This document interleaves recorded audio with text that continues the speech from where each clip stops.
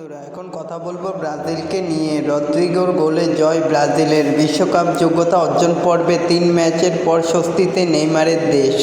বিশ্বকাপ যোগ্যতা অর্জন পর্বে লাতিন আমেরিকার গ্রুপে 4 নম্বরে উঠে এলো ব্রাজিল। ইকুয়েডরের বিরুদ্ধে 1-0 গোলে জিতে স্বস্তিতে তারা। গোল করলেন রদ্রিগো।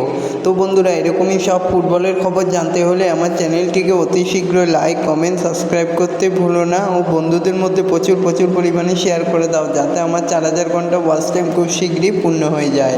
তো বন্ধুরা, এখন কথা বলছি ব্রাজিলকে নিয়ে। ব্রাজিল রদ্রিগোর গোলে আবার জয়ের মুখ দেখল। বিশ্বকাপ যোগ্যতা অর্জন পর্বে এখন 4 নম্বরে উঠে এলো। 7 ম্যাচে 10 পয়েন্ট ব্রাজিলের। বিশ্বকাপ যোগ্যতা অর্জনের পর্বে লাতিন আমেরিকার গ্রুপে 4 নম্বরে উঠে এলো তারা। ইকুয়েডরের বিরুদ্ধে 1-0 গোলে জিতে স্বস্তিতে ব্রাজিল। গোল করলেন রদ্রিগো। ইকুয়েডরের বিরুদ্ধে 30 মিনিটের মাথায় গোল করে দলকে এগিয়ে দেন রদ্রিগো। বক্সের বাইরে বল পেয়েছিলেন তিনি, সেখান থেকেই শট নেন তিনি। ইকুয়েডরের ডিফেন্ডারের গায়ে বল লেগে জালে জড়িয়ে যায়। সেই গোল আজ শোধ করতে পারেনি ইকুয়েডর।